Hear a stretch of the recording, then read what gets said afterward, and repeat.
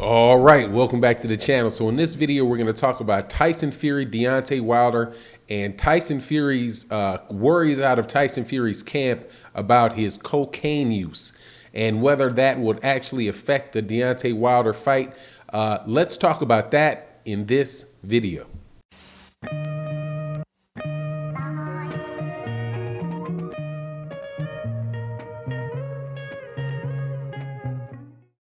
All right, welcome back to the channel. Before we get into the subject matter of the video though, please make sure if you're not subscribed to subscribe to the channel, hit the bell icon so you can get the notifications of the videos we do. Also, share the video, like the video, it would be greatly appreciated. It goes a long way towards helping to grow the channel. So have some information shared with me about concerns out of Tyson Fury's camp. As you know, the Tyson Fury had pulled out of the Deontay Wilder fight that was supposed to take place in July, and they rescheduled it for October 9th. The reason that they used was that there was, that he had tested positive for COVID. Many people, including myself, I should say especially myself, doubted the reason, doubted the official reasons given for the delay, and it believed that it had more to do with the fact that he was not performing very well in camp. But as information has come to me, it was shared to me. They're saying that people inside of Deontay Wilder's, Tyson Fury's camp was really more concerned about cocaine use and the erratic behavior of Tyson Fury, and that was one of the main reasons that the fight was postponed. Now, as you know, this is not really anything new for Tyson Fury.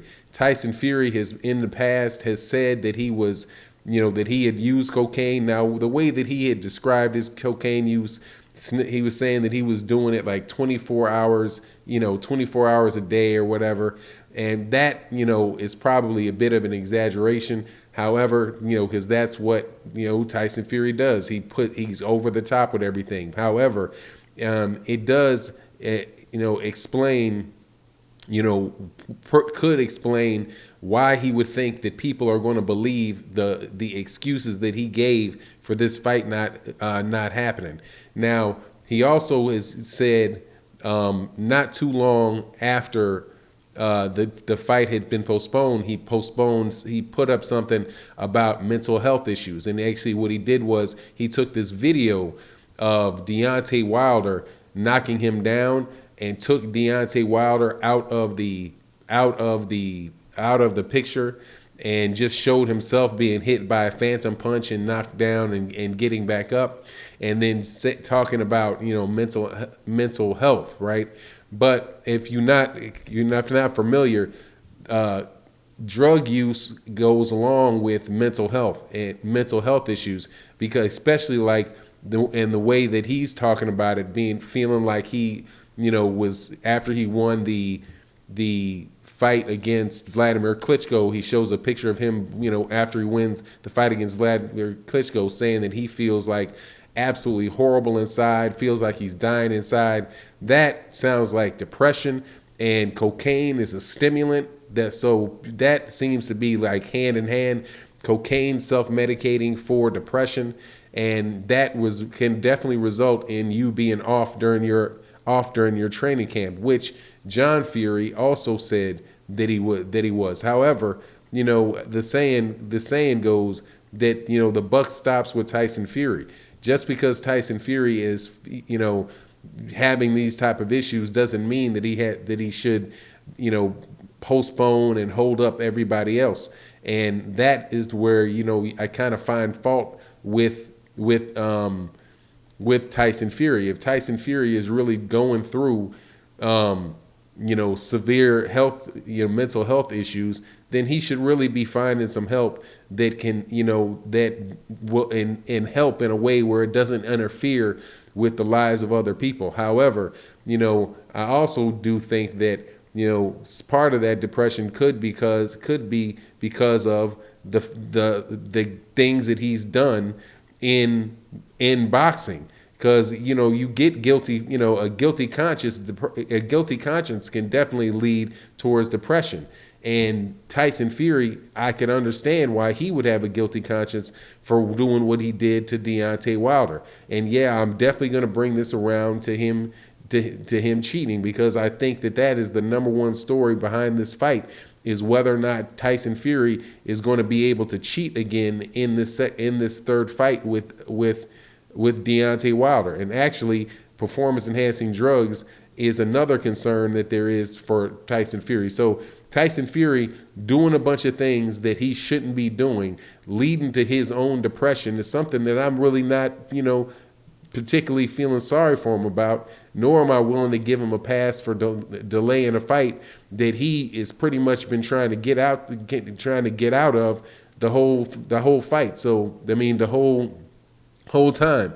I believe that this is for Deontay Wilder being jerked up and down by Tyson Fury it's just not a good thing. It's just not a good thing. It's not a fair thing. But why should Tyson Fury be concerned about fairness when Tyson Fury is, probably the number one cheater that there is in boxing?